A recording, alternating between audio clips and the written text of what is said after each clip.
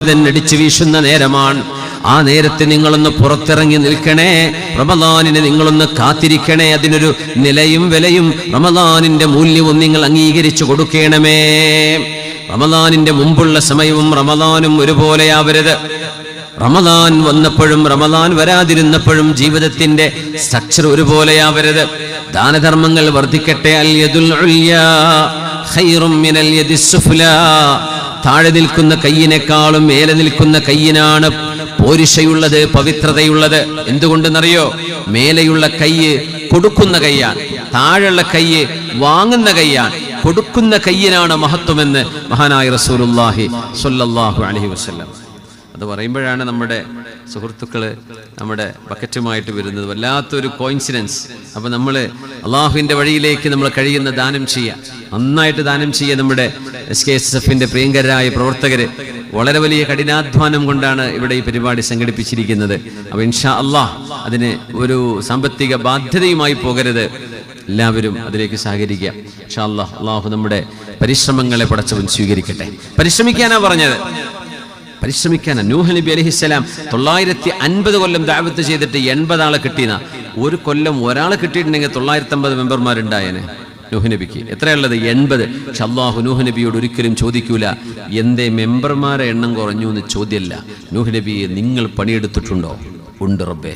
ദഅവ്തു റബ്ബി ലൈലം വനഹാ ദഅവ്തുഹും ലൈലം വനഹാറ. രാവും പകലും ഞാൻ അവരെ ക്ഷണിച്ചിട്ടുണ്ട് റബ്ബേ. രഹസ്യമായും ഓപ്പണായിട്ടും ഞാൻ അവരെ ക്ഷണിച്ചു, ഞാൻ ദഅവത്ത് ചെയ്തിട്ടുണ്ട് റബ്ബേ.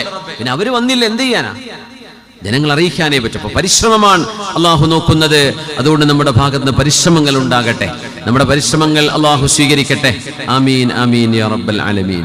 അള്ളാഹു റബ്ബുൽ ഇസ്സത്ത് പടച്ച തമ്പുരാൻ നീതിയുടെ, സുരക്ഷയുടെ, എല്ലാ മനുഷ്യർക്കും നന്മ വരണം എന്ന അള്ളാഹുവിന്റെ പരമമായ ഒരു മഖ്സദിലാണ്, ലക്ഷ്യത്തിലാണ് ശരീഅത്തുൽ ഇസ്ലാമിനെ സ്ഥാപിച്ചിട്ടുള്ളത്.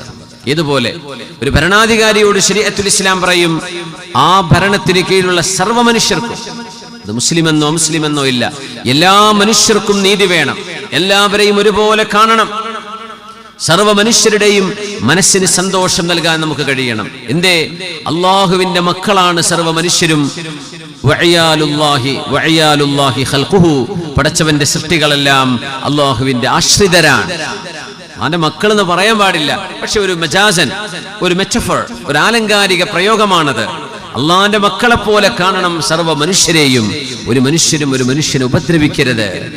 ഒരാൾക്കും എന്നോട് അനീതി ചെയ്തല്ലോ എന്നൊരു ചോദ്യം ഒരാളുടെ ഭാഗത്തുനിന്നും വരരുത്. ഓരോരുത്തർക്കും അർഹമായത് ഭരണാധികാരികൾ വകവെച്ചു കൊടുക്കണം, ഉമ്മിമാപ്പി മക്കൾക്ക് കൊടുക്കണം. മഹല്ല് ഭരിക്കുന്നവർ ആ മഹല്ലത്തുകാരോട് അത് കാണിക്കണം. അത് സ്വന്തം സംഘടനാ ബന്ധുക്കളാവട്ടെ ആവാതിരിക്കട്ടെ, മുഅ്മിനീങ്ങൾക്ക് കിട്ടേണ്ട അവകാശങ്ങൾ അതവർക്ക് കിട്ടിയിരിക്കണം. എന്നതുപോലെ ഹബീബിന്റെ മുമ്പിൽ ഒരു വാപ്പ വന്നു. ബഷീർ ഇബ്നു സഅദ് റളിയല്ലാഹു അൻഹു അല്ലാഹുവിന്റെ റസൂലിന് ഹബീബിന്റെ മുമ്പിലേക്ക് തന്റെ മകൻ നുഅ്മാൻ റളിയല്ലാഹു അൻഹുവിനെ കൊണ്ടുവന്നു. എന്നിട്ട് ഹബീബിനോട് പറയുകയാണ്, നബിയേ, ഞാൻ അങ്ങയെ സാക്ഷി നിർത്തുന്നു, എന്റെ മകൻ നുഅ്മാനിന് മദീനയിലെ ആ കാണുന്ന ഈത്തപ്പനത്തോട്ടം ഞാൻ നൽകിയിരിക്കുന്നു നബിയേ. അത് എന്റെ മകന് ഞാൻ കൊടുത്ത ദാനമാണ്. അതിന് നബിയെ അങ്ങ് സാക്ഷി നിൽക്കണം. നുഅ്മാൻ എന്നവർക്ക് നൽകിയ ഈ തോട്ടത്തിന് നബി തങ്ങളോട് സാക്ഷി നിൽക്കാൻ പറഞ്ഞുകൊണ്ട് മഹാനായ സ്വഹാബി ബഷീർ ഇബ്നു സഅദ് റളിയല്ലാഹു അൻഹു ഹബീബിന്റെ മുമ്പിൽ വന്നിരിക്കുന്നു. അല്ലാഹുവിന്റെ റസൂൽ ഒരു ചോദ്യം ചോദിച്ചു. അന്നൊന്നും ഇപ്പൊ ആധാരം മാറ്റി കൊടുക്കലോ രേഖ ഉണ്ടാക്കലൊന്നും ഇല്ലല്ലോ, വാക്കുകളാണ്. സാക്ഷികളെ നിർത്തിയിട്ട് പറയലാണ്. അതന്നെയാണ് അതിന്റെ ആധാര കൈമാറ്റം എന്ന് പറയുന്നത്. അതിന് ഹബീബിനെ സാക്ഷി നിർത്തി.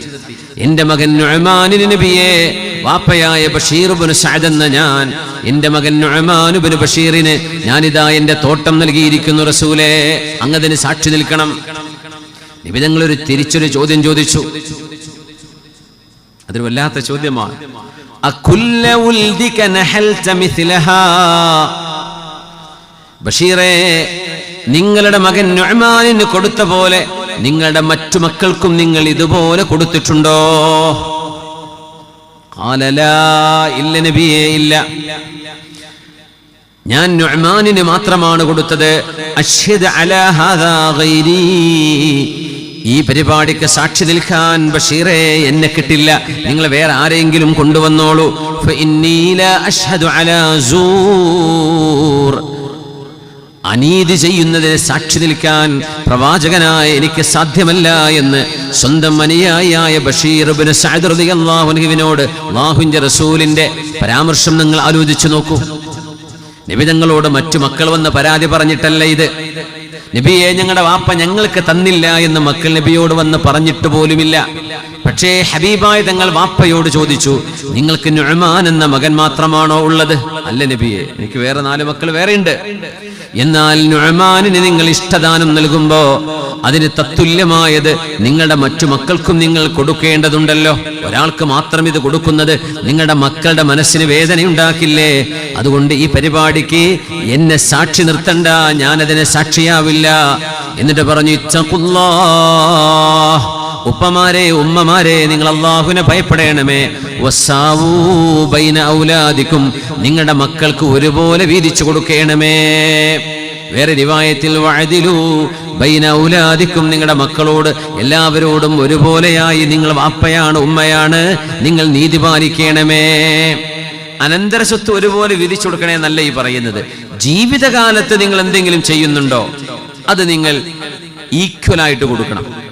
മരിച്ചു കഴിഞ്ഞ് നിങ്ങൾക്ക് സ്വത്തുണ്ടോ അത് നിങ്ങൾ വസിയത്ത് ചെയ്യേണ്ട, അത് നിങ്ങൾ 3-1 വസിയത്ത് ചെയ്യാം. ബാക്കി 2 അനന്തരാവകാശത്തിന്റെ നിയമമനുസരിച്ച് ശർഅ് വിധിക്കാൻ പറയും. പക്ഷെ ജീവിച്ചിരിക്കുമ്പോൾ നിങ്ങൾക്ക് നിങ്ങളുടെ ഇഷ്ടദാനം ചെയ്യാം. മരിച്ചു കഴിഞ്ഞാൽ നിങ്ങളുടെ സ്വത്ത്, നിങ്ങളുടെ വസിയത്ത് 3-1 വസിയത്ത് ചെയ്യാൻ പറ്റുള്ളൂ. ബാക്കി സ്വത്ത് ശരീഅത്തിന്റെ മീറാത്തിന്റെ നിയമമനുസരിച്ച് വിധിക്കപ്പെടും. പക്ഷേ മക്കൾക്ക് നിങ്ങൾ നൽകുമ്പോൾ വഅദിലു ബൈന ഔലാദിക്കും, നിങ്ങളുടെ മക്കൾക്കിടയിൽ നീതി പാലിക്കണമേ. മനസ്സുകളെ നിയന്ത്രിക്കാൻ കഴിയാത്ത, മനുഷ്യന് നിയന്ത്രിക്കാൻ കഴിയാത്ത വിഷയങ്ങളിൽ മാത്രമാണ് ചെറിയൊരു ഇളവ് നൽകിയിട്ടുള്ളത്. ചില മക്കളോട് കുറച്ച് കൂടുതൽ സ്നേഹം തോന്നിയെന്ന് വരും, അത് നിയന്ത്രിക്കാൻ ചിലപ്പോൾ പറ്റിയില്ല എന്ന് വരും. യാക്കൂബ് അലൈഹിസ്സലാമിന് യൂസുഫ് നബിയോടും ബിന്യാമീൻ എന്ന മോനോടും തോന്നിയതുപോലെ കുറച്ച് കൂടുതൽ ഇഷ്ടം തോന്നിയെന്ന് വരും. അത് നിയന്ത്രിക്കാൻ പറ്റാത്തത് കൊണ്ടാണ്. അതുകൊണ്ടാണ് 1-ലേറെ ഭാര്യമാരെ വിവാഹം ചെയ്യുന്നവരോട് വിശുദ്ധ ഖുർആൻ പറയുന്നത്, വലൻ തസ്തതിഉ അൻ തഅദിലു ബൈനൻ നിസാഇ വലൗ ഹറസ്തും ഫലാ തമീലു കുല്ലൽ മൈലി ഫതദറുഹാ കൽ മുഅല്ലഖ. നിങ്ങൾക്ക് 2 ഭാര്യയുണ്ടെങ്കിൽ 2 പേരോടും മിതമായും 2 പേരോടും ഐക്യത്തോടെയുമുള്ള ഒരു സമഭാവന നിങ്ങളുടെ മനസ്സിൽ വരണം. പക്ഷേ നിങ്ങളുടെ മനസ്സിനെ നിയന്ത്രിക്കാൻ ഒരു പക്ഷേ നിങ്ങൾക്ക് സാധിക്കാതെ വരും. ഒരാളോട് കൂടുതൽ ഇഷ്ടം തോന്നും, മറ്റേയാളോട് ഓട്ടോമാറ്റിക്കലി സ്നേഹം കുറയും. അങ്ങനെ വരികയാണെങ്കിൽ നിങ്ങളുടെ ഒരു ഭാര്യയെ നിങ്ങൾ കയറില്ലാതെ കെട്ടിയിടുന്ന പോലെ നിങ്ങൾ അവളെ ബുദ്ധിമുട്ടാക്കുന്നതല്ലയോ? അതുകൊണ്ട് ഫലാ തമീലു കുല്ലൽ മൈൽ, നിങ്ങളുടെ ചാഞ്ചാട്ടം, നിങ്ങളുടെ മനസ്സിന്റെ ഇൻക്ലിനേഷൻ മുഴുവനായിട്ടും നിങ്ങളുടെ ഒരു ഭാര്യയിലേക്കാവരുത്. 2 ഭാര്യയ്ക്കും ഒരുപോലെ മനസ്സ് കൊടുക്കാൻ നിങ്ങൾ ശ്രമിക്കണം. അത് നിങ്ങളെ കൊണ്ട് സാധിച്ചില്ലെങ്കിലും അങ്ങനെ ആവാം. ഹബീബായ റസൂലുള്ളാഹി തങ്ങൾ ആയിഷ ബീവി റളിയല്ലാഹു അൻഹയോടും ഹഫ്സ ബീവി റളിയല്ലാഹു അൻഹയോടും കാണിച്ചിരുന്ന വളരെ വലിയ സ്നേഹപ്രകടനങ്ങൾ കാണുമ്പോൾ ഹബീബായ നബി തങ്ങൾ തന്നെ പറഞ്ഞു, എൻ്റെ മനസ്സിനെ നിയന്ത്രിക്കാൻ എനിക്ക് കഴിയുന്നില്ല. എൻ്റെ ആയിഷയോട് എനിക്ക് ഇഷ്ടമുണ്ട്, എൻ്റെ എല്ലാ ഭാര്യമാരോടും എനിക്ക് ഇഷ്ടമുണ്ട്. പക്ഷെ ആയിഷ ബീവിയോട് എനിക്ക് വല്ലാത്ത ഇഷ്ടക്കൂടുതലുണ്ട്.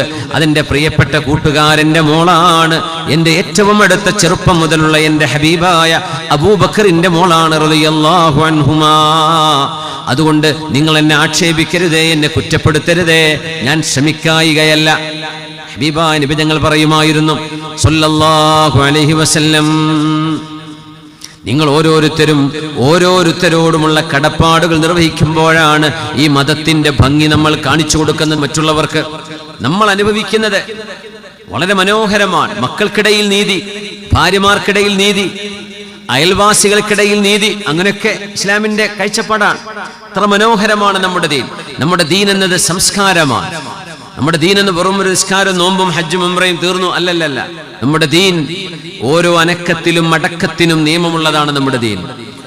അൽ ജാറു അഹഖു ബിസ്സഖ്ബിഹി ജാറുദ്ദാരി അഹഖു ബിദാരിൽ ജാർ. നിങ്ങളുടെ അയൽവാസിയോട് നിങ്ങൾക്ക് കടപ്പാടുണ്ട്. നിങ്ങളുടെ ബന്ധുവിനോട് കടപ്പാടുള്ളതുപോലെ നിങ്ങളുടെ വീടിനോട് ചേർന്ന് കിടക്കുന്ന ഏറ്റവും അരികത്ത് കിടക്കുന്ന അയൽവാസി ആരോ അവരോട് നിങ്ങൾക്ക് വല്ലാത്തൊരു കടപ്പാടുണ്ട്. 2 കടപ്പാടുണ്ട്. നിങ്ങളുടെ അയൽവാസി ഒരു ദൈവനിഷേധിയാണെങ്കിൽ ഉള്ളതുപോലെയല്ല, പടച്ചവൻ അംഗീകരിക്കുന്ന ഒരു മനുഷ്യനാണെങ്കിൽ അവരോട് 2 കടപ്പാടുണ്ടെന്ന് മഹാനായ റസൂലുള്ളാഹി തങ്ങൾ അൽ ജാറുൽ മുസ്ലിമു ലഹു ഹഖ്ഖാൻ. അതുകൊണ്ട് അയൽപക്കത്തോട്, കുടുംബ ബന്ധങ്ങളോട്, മക്കളോട്, ഭാര്യയോട്, മാതാപിതാക്കളോട്, എല്ലാവരോടും മക്കളോട് പറയാണ്, മാതാപിതാക്കൾ മോശക്കാരാണെങ്കിലും അല്ലെങ്കിലും മാതാപിതാക്കളാണ് എന്ന ഒരൊറ്റ കാരണത്താൽ നിങ്ങൾ അവരോട് ഏറ്റവും നല്ല സ്വഭാവത്തിൽ പെരുമാറേണ്ടവരാണ്. ഹബീബായ നബിയെ, ഞാൻ ആരോടാണ് ഏറ്റവും നന്നായി പെരുമാറേണ്ടത്? നമ്മൾ റോഡിൽ നന്നായി പെരുമാറുന്നവരാണ്. നമ്മൾ സ്കൂളിൽ, നമ്മുടെ കോളേജിൽ, നമ്മുടെ ഓഫീസുകളിൽ, പോലീസ് സ്റ്റേഷനിൽ, പഞ്ചായത്തിൽ, വില്ലേജ് ഓഫീസിൽ പോയാൽ, കോർപ്പറേഷനിൽ പോയാൽ, കോർട്ടിൽ പോയാൽ വളരെ ഡീസന്റ് അല്ലേ നമ്മള്? അവിടെ ഡീസന്റ് ആയില്ലെങ്കിൽ വിവരം അറിയും. അപ്പൊ നമ്മളെ തന്നെ അങ്ങ് നിയന്ത്രിക്കാൻ. ആരുടെ മുമ്പിലാ ഏറ്റവും ഡീസന്റ് ആവേണ്ടതെന്ന് ഹബീബിനോട് ചോദിച്ചപ്പോ ഹബീബിന്റെ മറുപടി എന്താണെന്നറിയോ? നിന്റെ സ്വന്തം ഉമ്മയോട് ഏറ്റവും ഡീസന്റായി പെരുമാറേണ്ടത്. പൊന്നുമക്കളെ, വിദ്യാർത്ഥിനികളെ, നിങ്ങളുടെ ഉമ്മയോടാണ് ഏറ്റവും കൂടുതൽ ഡീസൻസി നിങ്ങൾ കീപ്പ് ചെയ്യേണ്ടത്. ഉമ്മ ഡീസന്റ് ആവണം എന്ന് നിർബന്ധമല്ല എന്നതാണ് അത്ഭുതം. വാപ്പ ഡീസന്റ് ആവണമെന്ന് നിർബന്ധമല്ല. എന്തേ? അത് വാപ്പയായാൽ മതി, ഉമ്മയായാലും മതി. അവർക്ക് അവകാശപ്പെട്ടതാണ് മക്കൾ അവരോട് നല്ല നിലയ്ക്ക് പെരുമാറുക എന്നത്. ആ അവകാശം മാതാപിതാക്കൾക്ക് വകവെച്ചു കൊടുക്കലാണ് ഈ പ്രപഞ്ചത്തിൽ പടച്ചവനോടുള്ള നമ്മുടെ കടപ്പാടുകൾ പുലർത്തിയതിനു ശേഷം രണ്ടാമത്തേത് നമ്മുടെ മാതാപിതാക്കളോടുള്ള ഈ കടപ്പാടാണ്. നമ്മൾ ശ്രദ്ധിക്കാറുണ്ടോ?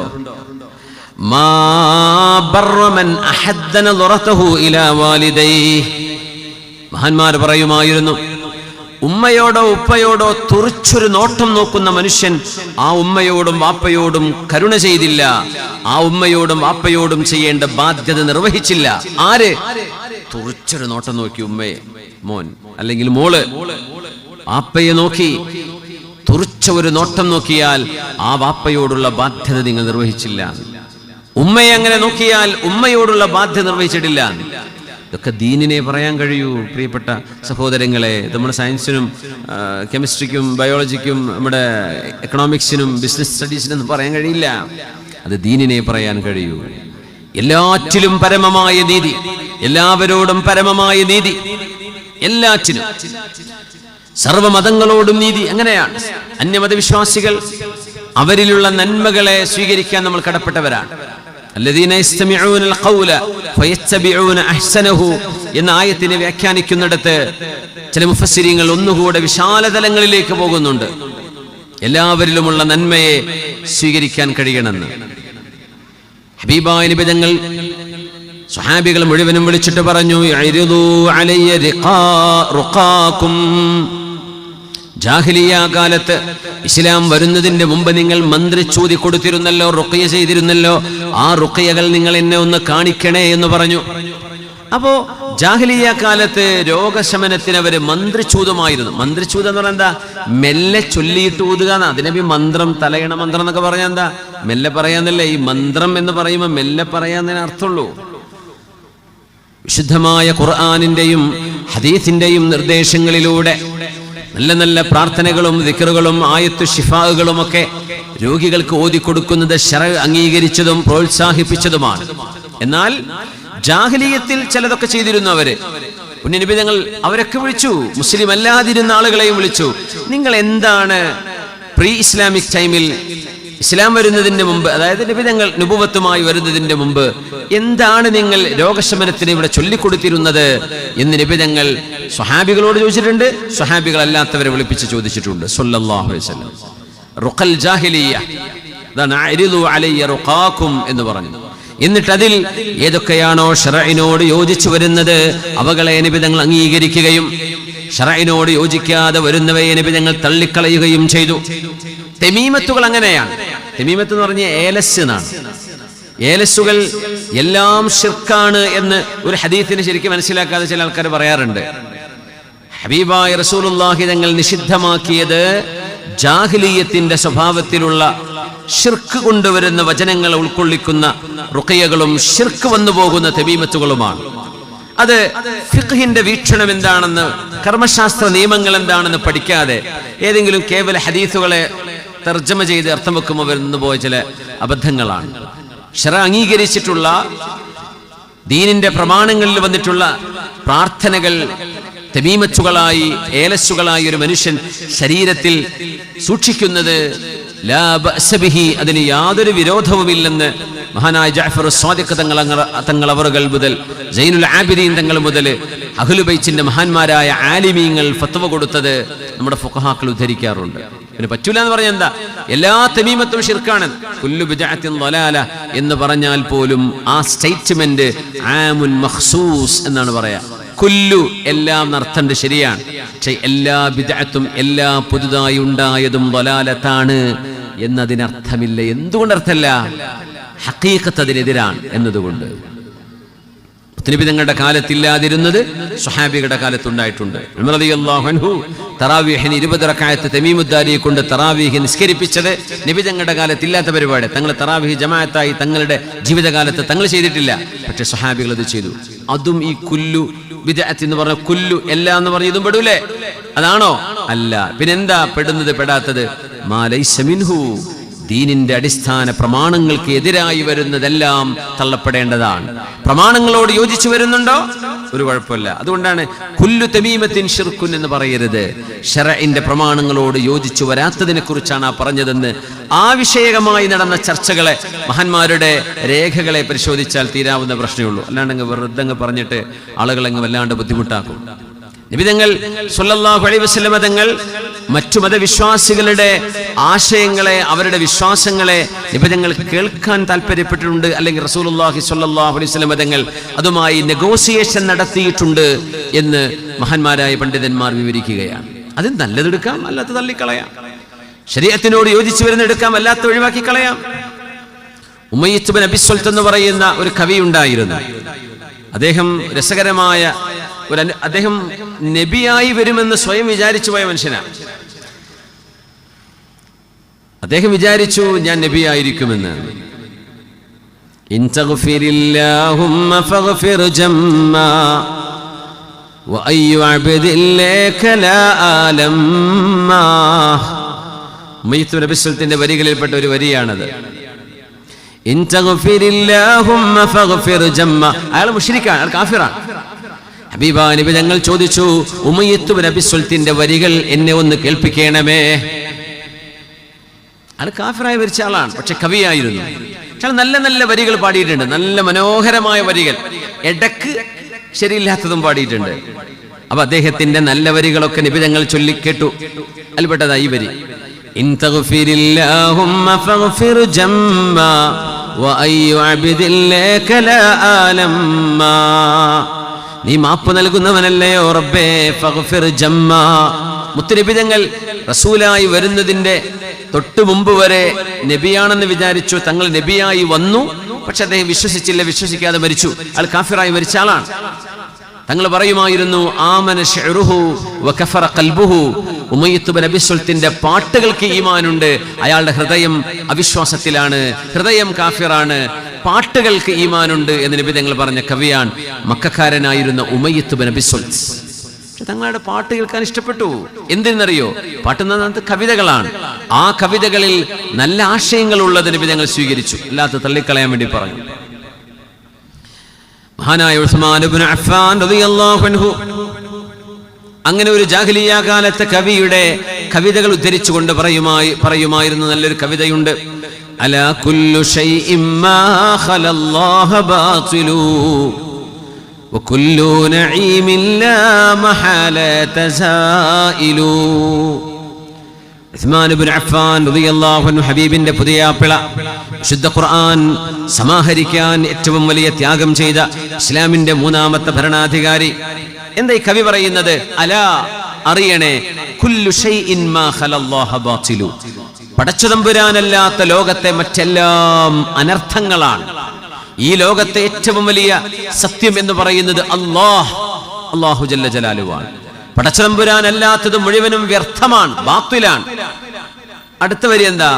വകുല്ലു നഈമിൻ ലാ മഹാലത സായിലു.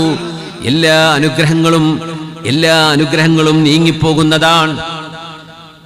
അപ്പോ ഉസ്മാൻ തങ്ങൾ പറഞ്ഞു, കവിതയുടെ ആദ്യ പാതി ശരിയാണ്, രണ്ടാമത്തെ പാതി തെറ്റാണ്, അത് ഞാൻ അംഗീകരിക്കൂല. ആദ്യ പാതി ശരിയാണ്.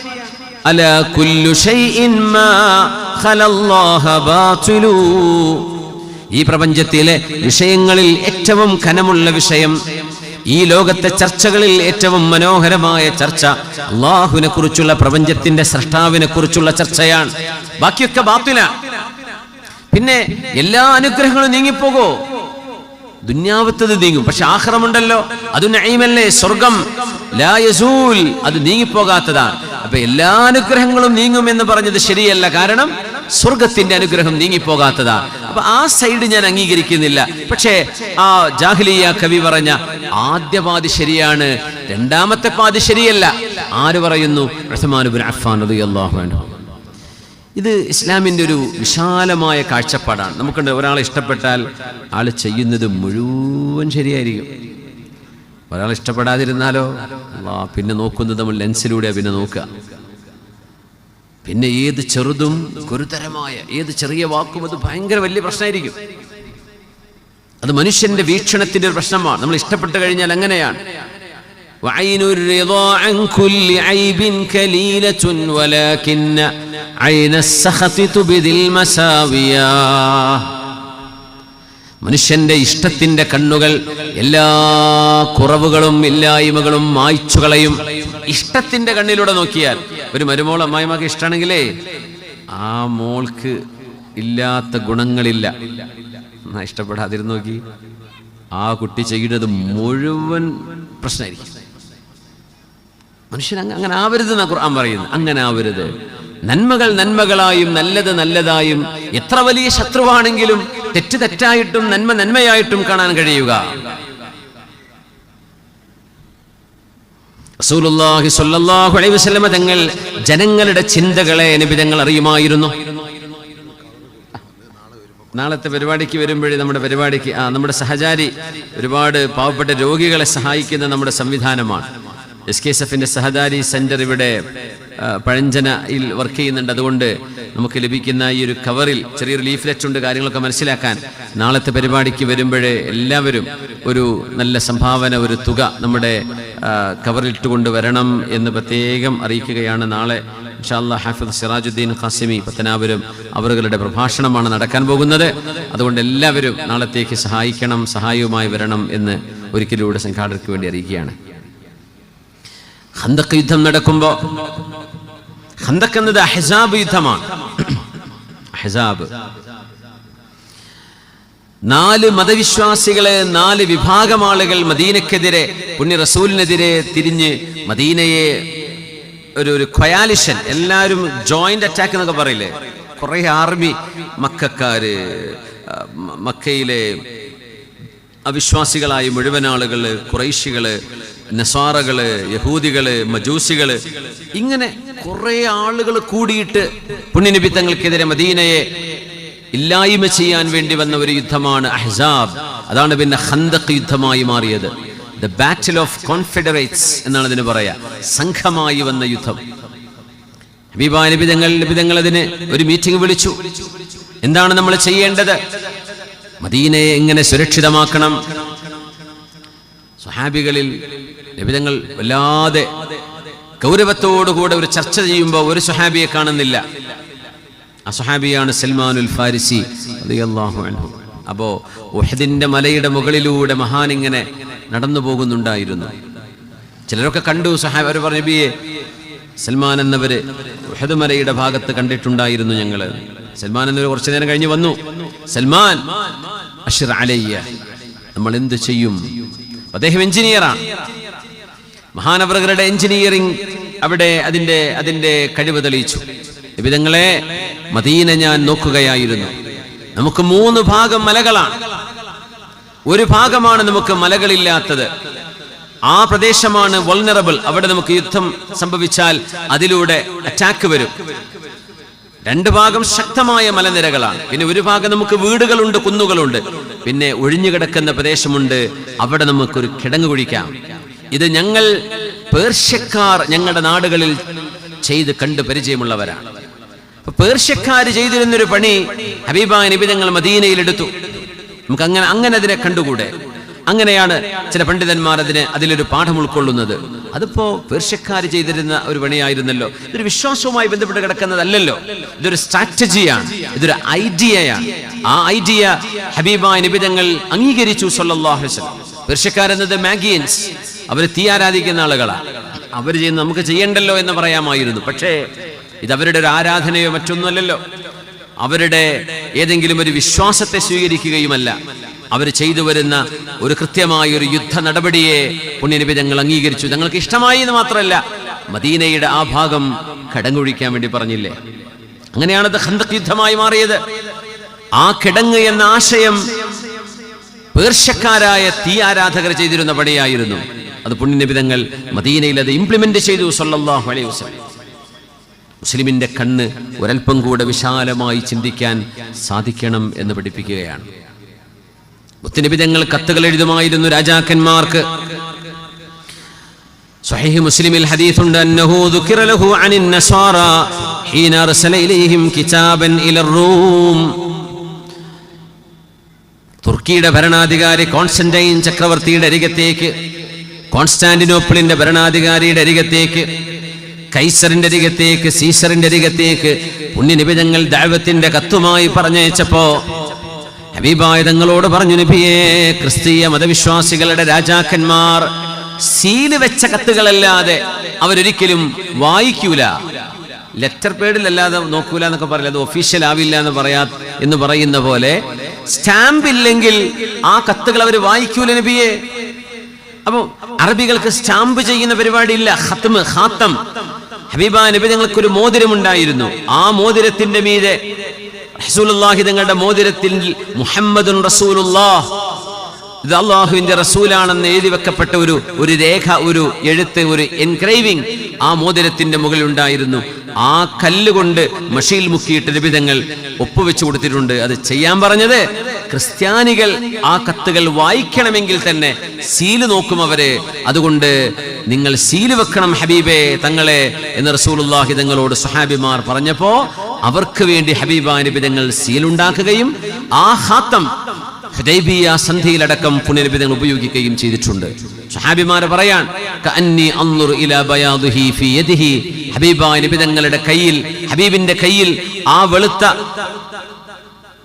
ഖാത്തം, ആ ഒരു സീൽ ഹബീബിന്റെ കയ്യിൽ നിൽക്കുന്നത് ഞങ്ങൾ കാണുന്ന പോലെയുണ്ട് എന്ന് റസൂലുള്ളാഹി തങ്ങളോട് സ്വല്ലല്ലാഹു അലൈഹി വസല്ലം. ഹബീബിന്റെ മദീനയിലെ മിമ്പർ പുണ്യനബി തങ്ങൾ വെള്ളിയാഴ്ച ഖുത്ബ ഓതുമ്പോ തങ്ങൾ നിന്നിരുന്ന അവിടെ തങ്ങൾ താഴെ നിന്നുകൊണ്ടാണ് ഹബീബായ തങ്ങള് ഖുത്ബ ഓതിയിരുന്നത്. തങ്ങൾ ദർസ് നടത്തുമ്പോ സ്വഹാബികളുടെ ഇടയിലൂടെ ഒരാൾ കടന്നു വന്നാൽ അയ്യുക്കും മുഹമ്മദു, ആരാണ് നിങ്ങളിൽ പ്രവാചകൻ എന്ന് ചോദിക്കുമായിരുന്നു. കാരണം ഹബീബിനെ കണ്ടാൽ അറിയില്ല. ആളുകൾക്കിടയിൽ പെട്ടെന്ന് ഒരാൾ ഐഡന്റിഫൈ ചെയ്യാൻ കഴിയില്ല. തങ്ങളുടെ മുഖം കണ്ടാൽ ആ മുഖത്തിന്റെ അതിന്റെ മുഖവും ആ ശോഭയും ആ വർണ്ണവും ആ നിറവും ആ പ്രകാശവും അത് വേറെ തന്നെയാണ്. പക്ഷെ പെട്ടെന്നൊരാൾ വരുമ്പോഴേ ഏത് സൈഡിലൂടെയും അന്ന് വഫ്ദുകൾ വരും, അന്ന് സംഘങ്ങളായ ആളുകൾ ഹബീബിനെ കാണാൻ വരും. അറാബികളായ ആളുകൾ, അബൂ ഹുറൈറ തങ്ങൾ ഉദ്ധരിക്കുന്ന ഹദീസുണ്ട്, കാനൂ ഇദാ തഉൻ നബിയ സ്വല്ലല്ലാഹു അലൈഹി വസല്ലം ഫീ മസ്ജിദിഹി ലം യഅരിഫൂഹു. അറാബികൾ ഹബീബിന്റെ പള്ളിയിലേക്ക് വരുമ്പോ റസൂലുള്ളാഹി തങ്ങളെ കണ്ടാൽ അവരറിയില്ലായിരുന്നു. കാരണം സ്വഹാബിമാർ ധരിക്കുന്ന പോലത്തെ വസ്ത്രം ഹബീബ് ധരിക്കും. സ്വഹാബിമാർ ഇരിക്കുന്ന പോലെ നബി തങ്ങളും ഇരിക്കും. സ്വഹാബിമാർക്ക് ഇടയിൽ ഒരാളായി നബി തങ്ങൾ ഇരിക്കുമ്പോ യാ റസൂലല്ലാഹ്, ഹബീബായ നബിയെ, സ്വഹാബിമാർ പറഞ്ഞു, ലവിത്തഖദ്നാ ലക ദക്കതൻ തജ്ലിസു അലൈഹാ ഹത്താ യഅരിഫക അന്നാസ്. നബിയെ, ആളുകൾ വരുമ്പോഴേ അങ്ങയെ പെട്ടെന്ന് തിരിച്ചറിയാൻ വേണ്ടി അങ്ങേക്ക് ഇരിക്കാനുള്ള ഒരു തിണ്ണ, ഒരു കസേര, ഒരു ഇരപ്പിടം, ഒരു ഉയർന്ന സ്ഥലം ഞങ്ങൾ ഉണ്ടാക്കി തരട്ടെയോ യജ്ലിസു അലൈഹാ മിനത് തൗബ്, ഒരു കസേര പോലെ, ഒരു സീറ്റ് പോലെ ഞങ്ങളെക്കാളും ഉയർന്ന ഒരു സ്ഥലത്തങ്ങ് ഇരിക്കുമ്പോൾ ആരാണ് റസൂൽ എന്ന് ഒരു കൺഫ്യൂഷനുമില്ലാതെ അറാബികൾക്ക് പെട്ടെന്ന് മനസ്സിലാക്കാൻ കഴിയുമല്ലോ. റസൂലുള്ളാഹി സ്വല്ലല്ലാഹു അലൈഹി വസല്ലം തങ്ങൾ അങ്ങനെയാണ് ഇരിപ്പിടം തന്നെ ഒരൽപ്പം ഉയർന്ന സ്ഥലത്തിരിക്കുന്നത്. മിമ്പർ ഉണ്ടായിരുന്നില്ല നബി തങ്ങൾക്ക്. മിമ്പർ ഉണ്ടാക്കിയത് എത്യോപ്യക്കാരുടെ ആചാരമായിരുന്നു അത്രേ. അത് എത്യോപ്യക്കാരാണ് മിമ്പറുകൾ ഉപയോഗിച്ചിരുന്നത്. മദീനക്കാർക്ക് മിമ്പറില്ലായിരുന്നു. അങ്ങനെ മദീനയിൽ ഒരു അൻസ്വാരി പെണ്ണിന്റെ മോന് എത്യോപ്യയിൽ പോയിട്ട് കാർപ്പൻട്രി പഠിച്ചു വന്നു, എങ്ങനെയാണ് മിമ്പർ ഉണ്ടാക്കേണ്ടത് എന്ന്. അങ്ങനെയാണ് ഹബീബാ നബി തങ്ങൾ ചാരി നിന്നിരുന്ന ഒരു ഈത്തപ്പനത്തടിയുടെ ചരിത്രമുണ്ടല്ലോ, ഹദീസുൽ ജിദ്അ. ഇമാം ബുഖാരി തങ്ങളടക്കം ഉദ്ധരിച്ചിട്ടുള്ള ഒരു തേങ്ങൽ സ്വഹാബിമാർ കേട്ടു എന്ന് പറഞ്ഞ ഒരു കൊച്ചു പൈതൽ കരയുന്ന പോലെ ഹബീബാ നബി തങ്ങൾ ആ ഈത്തപ്പനയുടെ തടി മദീന പള്ളിയുടെ ഉള്ളിൽ നിന്ന് പുറത്തേക്ക് മാറ്റിവെച്ചപ്പോൾ ആ ഈത്തപ്പന കരഞ്ഞു എന്ന് പറഞ്ഞ ചരിത്രം നമ്മൾ പലവരും കേട്ടതാണത്. മുത്തുനബിയോടൊരു ഉമ്മയാണ് വന്ന് പറഞ്ഞത്, റസൂലേ, ഹബീബാ നബി തങ്ങളെ, അങ്ങയെ കാണാനും അങ്ങയെ ശരിക്കും ദൂരെയുള്ളവർക്ക് വീക്ഷിക്കാനും പറ്റുന്ന വിധം അങ്ങ് സ്റ്റെപ്പുകളുള്ള ഒരു മിമ്പറിൽ കയറി ഖുതുബയോതുകയാണെങ്കിൽ ആളുകൾക്ക് എളുപ്പമാകുമല്ലോ. എൻ്റെ മകനാണെങ്കിലോ ഒന്നാം തരം ആശാരിയാണ്, അവൻ ആശാരിപ്പണി അറിയാം, ഞാൻ അവനെ കൊണ്ട് അങ്ങേക്ക് ഒരു മിമ്പർ ഉണ്ടാക്കി തരട്ടെയോ റസൂലേ എന്ന് ഹബീബിനോട് ചോദിച്ചിട്ടുണ്ട് ഒരു ഉമ്മ. ആ ഉമ്മയുടെ ചോദ്യത്തിന് മറുപടിയായിട്ടാണ് ഹബീബായ തങ്ങൾ അത് ചെയ്തോട്ടെ എന്ന് പറഞ്ഞതും ആ മിമ്പർ കൊണ്ടുവന്ന് സ്ഥാപിച്ചപ്പോ ഹബീബായ നബി തങ്ങൾ അവിടെ ഉണ്ടായിരുന്ന ഒരു ഈത്തപ്പന തടി ഉണ്ടായിരുന്നു, ഉണങ്ങിയത്. നമ്മുടെ തെങ്ങിന്റെ ഒരു തടി പോലെ സങ്കല്പിക്കാം. അതിലേക്ക് ചാരി നിന്നുകൊണ്ടാണ് ഞങ്ങൾ അതുവരെ ഖുതുബയോതിയിരുന്നത്. ആ ഈത്തപ്പന തടി പുറത്തേക്ക് മാറ്റിവെച്ചു. ഹബീബിന്റെ ശബ്ദവും സ്പർശവും അതിന് ലഭിക്കാതെ വന്നപ്പോ ആ ഈത്തപ്പനത്തടി കരയുകയും തേങ്ങലടിക്കുകയും ചെയ്തു. ഖുതുബ കഴിയുന്നവരെ സ്വഹാബിമാർ അത് കേട്ടുവെന്നും പുറത്തേക്കിറങ്ങി പുണ്യനബി തങ്ങൾ ഒരു കുഞ്ഞിനെ തലോടുന്ന പോലെ ആ ഈത്തപ്പനത്തടിയെ തലോടിയതിനു ശേഷം അതിനെ മറവ് ചെയ്യാൻ വേണ്ടി പറയുകയും, ഞാനത് ചെയ്തില്ലായിരുന്നുവെങ്കിൽ ആ മരത്തടി ഖിയാമത്ത് നാൾ വരെ കരയുമായിരുന്നു എന്ന് പുണ്യനബി തങ്ങൾ പറയുകയും ചെയ്ത ചരിത്രം. ഇവിടെ മിമ്പർ ഉണ്ടാക്കിയത് ആരുടെ ഐഡിയയാണ്? അത് ഹബശക്കാരുടേതാണ്, എത്യോപ്യക്കാരുടേതാണ് ആ മിമ്പർ. മിമ്പറിനെ സംബന്ധിച്ച് നബി തങ്ങൾ പറഞ്ഞു, വമിമ്പരി അലാ ഹൗദി മാ ബൈന ബൈതി വമിമ്പരി റൗളത്തും മിൻ റിയാദിൽ ജന്നഹ്. ഹബീബിന്റെ വാക്ക് അങ്ങനെയാണ്, മാ ബൈന ബൈതി, എൻ്റെ ആയിഷയുടെ വീട്, വമിമ്പരി, ഞാൻ ഖുതുബയോതുന്ന എൻ്റെ മിമ്പറും ആ മിമ്പറിന്റെയും എൻ്റെ വീടിന്റെയും ഇടയിലുള്ള സ്ഥലം റൗളത്തും മിൻ റിയാദിൽ ജന്ന, സ്വർഗ്ഗത്തിന്റെ പൂന്തോപ്പുകളിൽപ്പെട്ട പൂന്തോപ്പാണ്. വമിമ്പരി അലാ ഹൗദി, എൻ്റെ ഈ മിമ്പർ നാളെ ഖിയാമത്ത് നാളിൽ എൻ്റെ ഹൗദുൽ കൗസറിന്റെ അരികത്തായിരിക്കും. ഹൗദുൽ കൗസറിന്റെ അരികത്തായിരിക്കും എൻ്റെ മിമ്പർ. ഹൗദുൽ കൗസറിൽ വെള്ളം കുടിക്കാൻ വരുന്നവർക്ക് കാണാൻ കഴിയും എൻ്റെ മിമ്പറിന്റെയും വീടിന്റെയും ഇടയിലുള്ള സ്ഥലം. അതാണിപ്പോ ഹബീബാ തങ്ങളുടെ ഖബറിന്റെയും മിമ്പറിന്റെയും ഇടയിലുള്ള സ്ഥലം സ്വർഗത്തിന്റെ പൂങ്കാവനമാണെന്ന് പറയാൻ കാരണം അവിടെ പോയി 2 റക്അത്ത് നിസ്കരിക്കുവാൻ മുഅ്മിനീങ്ങളായ ആളുകൾ മത്സരിക്കുന്നത് കാണാൻ കഴിയും. അല്ലാഹു നമുക്കതിന് ഒരുപാട് തൗഫീഖ് നൽകട്ടെ. മാ ബൈന ബൈതി വമിമ്പരി റൗളത്തും മിൻ റിയാദിൽ ജന്ന വമിമ്പരി അലാ ഹൗദി, എൻ്റെ മിമ്പർ എൻ്റെ ഹൗദിന്റെ അരികിലായിരിക്കുമെന്ന് ഹബീബാ റസൂലുള്ളാഹി തങ്ങൾ പറഞ്ഞ ആ മിമ്പർ എന്ന് പറയുന്ന ആശയം, ആ ഒരു ആശയം എത്യോപ്യക്കാരുടേതാണ്. പക്ഷേ ഹബീബാ നബി തങ്ങൾ അതിനെ സ്വീകരിച്ചു, സ്വാംശീകരിച്ചു സ്വല്ലല്ലാഹു അലൈഹി വസല്ലം. ഹബീബായ തങ്ങളോട് ആക്ഷേപിക്കാൻ വേണ്ടി വരുന്ന ശത്രുക്കളോട് പോലും പുണ്യനബി തങ്ങൾ അവരെ ശ്രദ്ധിച്ചു കേട്ടിരുന്നു എന്നത് ഹബീബിന്റെ ഒരു ക്വാളിറ്റിയാണ്. അത് നമ്മൾ മനസ്സിലാക്കേണ്ട സംഗതി. നമുക്ക് ആക്ഷേപങ്ങൾ വരും, സ്വാഭാവികമാണ്. വെറുതെ ആക്ഷേപിക്കുന്നവരുണ്ടാവും, കാര്യത്തിന് ആക്ഷേപിക്കുന്നവരുണ്ടാവും.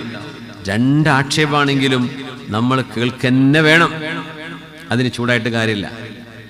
മനുഷ്യന്മാർക്ക് ആക്ഷേപിക്കാനുള്ള സ്വാതന്ത്ര്യമുണ്ട്. പിന്നെ അത് ഹലാലാണോ ഹറാമാണോ, ഗീബത്ത് നമീമത്ത്, അത് മസാല അറിയേണ്ടവർക്ക് മസാല പറഞ്ഞു കൊടുക്കാന്നല്ലാണ്ട് ഇത് പറഞ്ഞിട്ടൊന്നല്ലല്ലോ ഇപ്പോൾ യൂട്യൂബിൽ കയറി കമൻ്റ് അടിക്കണത്. അവർക്കിപ്പോൾ അവർക്ക് തോന്നിയതൊക്കെ എഴുതി വിടാൻ പറ്റും. ആരെന്ത് പറയുന്നു, അവർക്കും പടച്ചവനും തമ്മിൽ ഒരു പേടിയില്ലെങ്കിൽ എന്തും എഴുതി വിടും, അവരുടെ സ്വാതന്ത്ര്യം. ചിലരൊക്കെ കേസിന് പോവും, കേസിന് പോയില്ല എന്ന് വരും. പുണ്യ നബി തങ്ങളുടെ ഒരു ക്വാളിറ്റി എന്താണെന്നറിയോ? പറയാനുള്ളത് ഹബീബ് കേൾക്കും സ്വല്ലല്ലാഹു അലൈഹി വസല്ലം. പുണ്യ നബി തങ്ങളോടാണ് വന്ന് പറഞ്ഞത്. പുണ്യനബി തങ്ങളോട് ഒരുപാട് നെഗോസിയേഷൻ ചെയ്തു. ഒരുപാട് എന്തൊക്കെ പറഞ്ഞു എന്നറിയോ? മുഹമ്മദ് നബിയെ, മക്കക്കാരോട് ഈ ഖുർആനിന്റെ പാരായണം നിങ്ങൾക്കൊന്ന് നിർത്തിവെച്ചുകൂടെ? നബിയാണെന്ന് പറയുന്ന പരിപാടി ഒന്ന് നിർത്തിക്കൂടെ? ഈ പ്രബോധനം ഒന്ന് അവസാനിപ്പിച്ചുകൂടെ? എന്തിനാണ് പരകോടി ദൈവങ്ങളുള്ളിടത്ത് ഒരു പടച്ചവൻ മാത്രമേ ഉള്ളൂ എന്ന് പറഞ്ഞ് എന്തിനാണ് ജനങ്ങളെ കൺഫ്യൂഷനാക്കുന്നത്? നിങ്ങൾക്ക് സമ്പത്ത് വേണോ? ഞങ്ങൾ തരാം. അധികാരം വേണോ? ഞങ്ങൾ തരാം. ഒരു സുന്ദരിയെ കല്യാണം കഴിച്ച് സെറ്റിലാവണോ? ഞങ്ങളതിന് ഏർപ്പാട് ചെയ്തു തരാം. ഇത്രയൊക്കെ ഓഫർ ചെയ്തു. ഞങ്ങളോട് പറയതൊക്കെ ഞങ്ങൾ ഇങ്ങനെ മിണ്ടാണ്ട് കേട്ടിട്ടോ. അബൽ വലീദ്,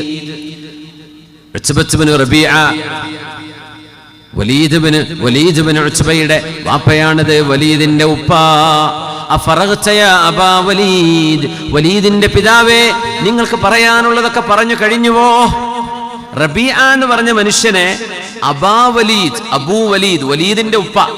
റബീഅ എന്ന പേര് പച്ചയിൽ വിളിക്കാതെ അവരുടെ മോന്റെ മുതിർന്ന മകന്റെ പേര് പറഞ്ഞ് ആ മകന്റെ ഉപ്പ, ആ പ്രയോഗത്തിനാണ് അറബിയിൽ കുഞ്ഞത്ത് എന്ന് പറയാം. അങ്ങനെ പറയുന്നത് അറബികൾക്ക് ഭയങ്കര ഇഷ്ടമാണ്. ഇപ്പൊ മുഹമ്മദ് എന്ന് പറഞ്ഞ ആൾക്ക് ഹസൻ എന്ന് പറഞ്ഞൊരു മോനുണ്ടെങ്കിൽ അയാൾ മുഹമ്മദേ എന്ന് വിളിക്കാണ്ട് എന്ത് പറയും? അബുൽ ഹസൻ, ഹസന്റെ വാപ്പ. അത് അറബികൾക്ക് ഭയങ്കര, അത് ബഹുമാനിച്ചുകൊണ്ടും സ്നേഹം കൊണ്ടും മാത്രം പറയുന്ന വാക്കാണ്.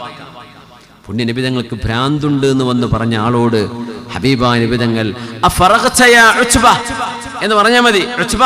നിനക്ക് പറയാനുള്ളതൊക്കെ പറഞ്ഞു കഴിഞ്ഞോ? ഇനി ഞാനൊന്ന് പറഞ്ഞോട്ടെ എന്ന് പറയേണ്ടിടത്ത് നബിതങ്ങളുടെ ചോദ്യം എങ്ങനെയെന്നറിയോ? വലീദിന്റെ ഉപ്പ, നിങ്ങൾക്ക് പറയാനുള്ളതൊക്കെ പറഞ്ഞു കഴിഞ്ഞോ? കഴിഞ്ഞു എന്ന് പറഞ്ഞു. അപ്പോഴാണ് ഹബീബായ നബിതങ്ങൾ വിശുദ്ധ ഖുർആൻ അങ്ങോട്ട് ഓതിക്കൊടുത്തത്. എന്താണ് ഖുർആൻ? ആരാണ് അല്ലാഹു? എന്താണ് ഞാൻ ഈ പറയുന്ന ആശയം? പ്രവാചകത്വം എന്ന് അല്ലാഹു എന്നിൽ ഏൽപ്പിച്ച ഈ ദൗത്യം, അതിന്റെ ഗാംഭീര്യം ബോധ്യപ്പെട്ടപ്പോൾ ചെവി പിടിച്ചുകൊണ്ട് അദ്ദേഹം വലീദ് ഇബ്നു മുഗീറ പറഞ്ഞ പോലെ ഇതെനിക്ക് താങ്ങാൻ കഴിയില്ലെന്ന് പറഞ്ഞ് ഇവിടെ നിന്ന് പോവുകയുണ്ടായത്. ഇത് ഭയങ്കരമാണ്, ഇത് മനുഷ്യന്റെ വാക്കുകളല്ല, ഇത് മനുഷ്യനുണ്ടാക്കി പറയാൻ കഴിയില്ല, ഇത് ദിവ്യമാണ്, ഇത് അഭൗമമാണ്, ഇത് ഡിവൈനാണ്. ഇത് പറഞ്ഞുകൊണ്ട് അവർ ഓടുകയാണ് ഹബീബിന്റെ മുമ്പിൽ നിന്ന്. പക്ഷേ അവർക്ക് പറയാനുള്ള എല്ലാ തെറിവിളികളും പുണ്യനബി തങ്ങൾ ക്ഷമയോടുകൂടെ കേട്ടിട്ടുണ്ട് എന്നത് ഹബീബിന്റെ ഒരു പേഴ്സണാലിറ്റിയാണ്. മനുഷ്യന്മാരെ കേൾക്കാൻ നിൽക്കൂല, അപ്പോഴേക്കും അടി തുടങ്ങൂലേ, അപ്പോഴേക്കും ഉന്തും തള്ളും തുടങ്ങൂലേ. ഒരു മനുഷ്യനെ അപമാനിച്ചുകൊണ്ട് പറയുന്ന വാക്കുകളെ ക്ഷമയോടുകൂടെ കേൾക്കാൻ കഴിയാന്ന് പറഞ്ഞാൽ, അതുകൊണ്ട് ഹബീബിനെ കുറിച്ച് ഖുർആൻ പറഞ്ഞത്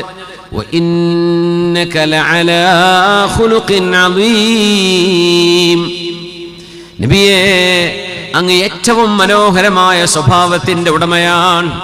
അങ്ങയെപ്പോലെ നല്ലൊരു സ്വഭാവം ഒരു മനുഷ്യർക്കും ഇല്ല നബിയേ. എന്താണ് ഹബീബിന്റെ സ്വഭാവം സല്ലല്ലാഹു അലൈഹി വസല്ലം? പുണ്യനബി തങ്ങൾ ഉമ്മു സലമ ബീവി റളിയല്ലാഹു അൻഹയുടെ അഭിപ്രായം സ്വീകരിച്ചിട്ടുണ്ട്. ഉമ്മു സലമ ബീവി ഹബീബിന്റെ ഭാര്യയാണ്.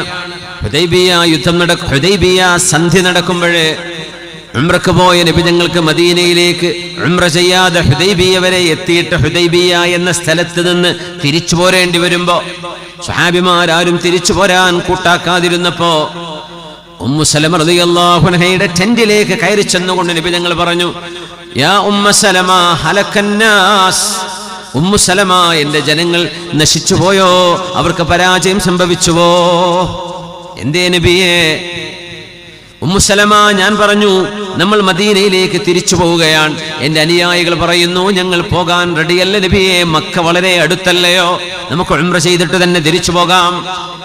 ഞാൻ പറഞ്ഞു, സ്വഹാബികളെ, ഒരു യുദ്ധമുണ്ടാകും, ഇവിടെ ചോര ചിന്തേണ്ട അവസ്ഥ വരും, യുദ്ധമുണ്ടാകും, രക്തക്കളം ഇവിടെ ഒഴുകും.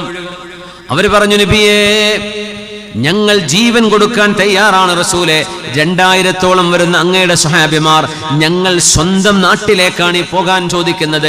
സ്വന്തം ജനിച്ചു വളർന്ന നാട്ടിലേക്ക് ഞങ്ങൾക്ക് പ്രവേശനാനുമതി നിഷേധിക്കുന്ന ആളുകളോട് ജീവൻ മരണ പോരാട്ടം ചെയ്യാൻ ഞങ്ങൾ റെഡിയാണ് എന്ന് ഉമ്മു സലമ എന്റെ അനുയായികൾ പറയുമ്പോഴും യുദ്ധം വേണ്ട എന്നാണ് എന്റെ തീരുമാനം, മദീനയിലേക്ക് തിരിച്ചു പോകണം, അടുത്ത വർഷം വന്ന് ഉംറ ചെയ്യാം എന്നവർ പറയുന്നുണ്ടല്ലോ, ഞാനതിന് ഒരുക്കമാണ്. പക്ഷേ എന്റെ സ്വഹാബിമാർ അതിന് സമ്മതിക്കുന്നില്ല. മുസ്ലിം ബിവിയുടെ അഭിപ്രായം പറഞ്ഞു, നബിയേ ഇഹ്റാം ചെയ്ത് വന്നതല്ലേ, നമ്മളെ ഇഹ്റാം ചെയ്ത് വന്നതാ ദുൽഹുലൈഫയിൽ നിന്ന്, തഹല്ലുലാകണം, ബലിമൃഗത്തെ കൊടുക്കണം, അതുകൊണ്ട് അങ്ങ് തഹല്ലുലായി അങ്ങയുടെ മൃഗത്തെ അറവ് ചെയ്ത് നബിയെ അങ്ങ് മുടി അങ്ങ് മുണ്ഡനം ചെയ്ത് തുടങ്ങുക. അങ്ങ് ചെയ്താൽ പിന്നെ അങ്ങ് മക്കയിലേക്ക് പോകുന്നില്ലെന്നും ഇവിടെ നിന്ന് മദീനയിലേക്ക് തിരിച്ചു പോവുകയാണെന്നും സ്വഹാബികൾക്ക് ഉറപ്പാകും. അപ്പൊ അവരങ്ങ് അങ്ങയെ അംഗീകരിക്കും. സ്വഹാബികളും അത് ചെയ്യും. നബിയെ അങ്ങ് വിഷമിക്കേണ്ട, അങ്ങ് പോയി തലമുണ്ഡനം ചെയ്തോളൂ എന്ന് പറഞ്ഞു ഉമ്മു സലമ ബിവി റളിയല്ലാഹു അൻഹ. പുണ്യനിബിതങ്ങൾ ആ ഉപദേശമനുസരിച്ചാണ്, ഭാര്യയുടെ ആ അഭിപ്രായം സ്വീകരിച്ചുകൊണ്ടാണ് ഉമ്മു സലമ റളിയല്ലാഹു അൻഹ പറഞ്ഞതുപോലെ പുണ്യനിബിതങ്ങൾ ഹലഖ് ചെയ്തു, തലമുണ്ഡനം ചെയ്തു. അങ്ങനെ സ്വഹാബിമാർ മുഴുവനും ശാന്തരായി അവിടെ ഹുദൈബിയ സന്ധി ഒപ്പുവെച്ചു. അവർ മദീനയിലേക്ക് തന്നെ തിരിച്ചു വന്നു. സുബ്ഹാനല്ലാഹ്. ഇതാണ് ഹബീബിന്റെ ജീവിതം സ്വല്ലല്ലാഹു അലൈഹി വസല്ലം. സുഹൈൽ ഇബ്നു അംർ എന്ന് പറയുന്ന മക്കക്കാരുടെ എമിസറി, അവരുടെ അംബാസഡർ, ഹുദൈബിയ സന്ധിയിൽ ഒപ്പുവെക്കാൻ വരുമ്പോൾ പുണ്യനബി ഞങ്ങളോട് വളരെ ഡിസ്റെസ്പെക്ട്ഫുള്ളി ബിഹേവ് ചെയ്ത ആളാണ്. അന്നിട്ട് പിന്നെ മുസ്ലിമായി, സ്വഹാബിയായി, അല്ലാഹു പുറത്തു കൊടുത്തു.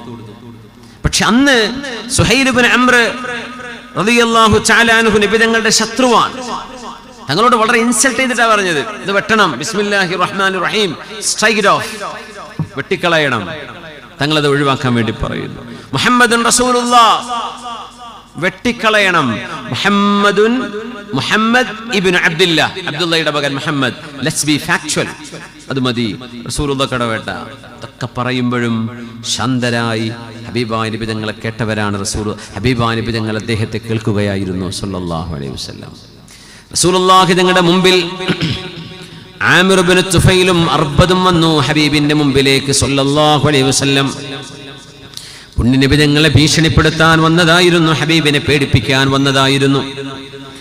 ആമിർ ഇബ്നു തുഫൈലും അർബദും ഹബീബായ നബി തങ്ങളോട് വളരെ ബഹുമാനമില്ലാത്ത വാക്കുകളിലൂടെ പുണ്യനബി തങ്ങളുടെ പേഴ്സണാലിറ്റിയെ, അവിടുത്തെ വ്യക്തിത്വത്തെ അറ്റാക്ക് ചെയ്തുകൊണ്ടിരിക്കുമ്പോൾ, ഹബീബിന്റെ ഡിഗ്നിറ്റിക്ക് ഡാമേജ് വരുത്തിക്കൊണ്ടിരിക്കുമ്പോൾ റസൂലുള്ളാഹി സ്വല്ലല്ലാഹു അലൈഹി വസല്ലം തങ്ങളോട് ആമിർ ഇബ്നു തുഫൈൽ ഒരു വാക്കുകൂടെ പറഞ്ഞു, ലഅംന അന്നഹാ അലൈക ഖൈലൻ ജുർദൻ വരിജാലൻ മുർദാ. ഞങ്ങളെ പറയുന്ന പോലെ മുഹമ്മദ് നബിയെ നിങ്ങൾ അംഗീകരിച്ചില്ലെങ്കിൽ മദീന നഗരം നിറയെ കുതിരപ്പട്ടാളങ്ങളുമായി വന്നിട്ട്, യുവാക്കളായ യോദ്ധാക്കളെയും കൊണ്ടുവന്നിട്ട് മദീന നിറയെ ഞങ്ങളുടെ യുദ്ധപടങ്ങൾ കൊണ്ടുവരും, മദീനയെ ഞങ്ങൾ ചുട്ടു ചാമ്പലാക്കും എന്നൊക്കെയുള്ള ഭീഷണികൾ. അങ്ങനെയാണല്ലോ. സ്വന്തം രാജ്യത്ത് നടക്കുന്ന അനീതിയോടോ അതിക്രമങ്ങളോടോ ഒന്നും പ്രതികരിക്കാൻ സമയമല്ല. അവിടെ വല്ലതും നടക്കുന്നുണ്ടെങ്കിൽ ഞങ്ങൾ പോയി ഇടപെടാം. യുദ്ധങ്ങളുമായി വരിക, യുദ്ധക്കപ്പലുകളുമായി വരിക, അങ്ങോട്ട് യുദ്ധം തുടങ്ങാം. ബുദ്ധിയില്ലാത്ത പരിപാടികൾ. മനുഷ്യന് ഏറ്റവും വലിയ സംസ്കാരവും വിദ്യാഭ്യാസവും ടെക്നോളജിയൊക്കെ ഉണ്ടായി എന്ന് പറയുമ്പോഴും അത്യാർത്തി പൂണ്ട് സ്വസ്ഥമായി ജീവിക്കുന്ന രാജ്യങ്ങളിലൊക്കെ പോയി പ്രശ്നം ഉണ്ടാക്കുക. എന്നിട്ട് ലോകത്തിൻ്റെ നെറുകയിൽ ഞങ്ങളാണ് എന്ന് വരുത്തി തീർക്കുക. ഇത്തരത്തിലുള്ള അബദ്ധങ്ങളും തോന്നിവാസങ്ങളും ലോകത്ത് സംസ്കാരത്തിന്റെ മാതൃകയാകേണ്ടവർ ചെയ്തുകൊണ്ടിരിക്കുന്ന കാലത്താ പുണ്യനബി തങ്ങളുടെ ഈ അനുഭവം നമ്മൾ പറയുന്നത്.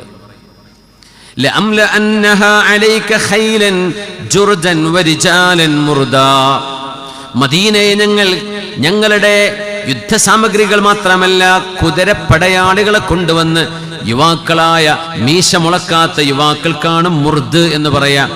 അങ്ങനത്തെ മുർദുകളായ യുദ്ധകാലാൾ പടകളെ കൊണ്ടുവന്ന് മദീന ഞങ്ങൾ കീഴടക്കും, മദീനയെ ഞങ്ങൾ വരിഞ്ഞു മുറുക്കും എന്ന് പറഞ്ഞപ്പോ റസൂലുള്ളാഹി സ്വല്ലല്ലാഹു അലൈഹി വസല്ലം തങ്ങൾ പറഞ്ഞു, യഅബല്ലാഹു ദാലിക വബ്നാ ഖൈല. ഹബീബിനെ ആക്രമിക്കുക എന്ന് പറഞ്ഞാൽ തങ്ങളൊന്നും മറുപടി പറയില്ല. മദീനയിൽ മക്കളുണ്ട്, മദീനയിൽ പെണ്ണുങ്ങളുണ്ട്, മദീനയിൽ ഉമ്മമാരുണ്ട്, മദീനയിൽ നടക്കാൻ കഴിയാത്ത വൃദ്ധന്മാരുണ്ട്. ആ മദീന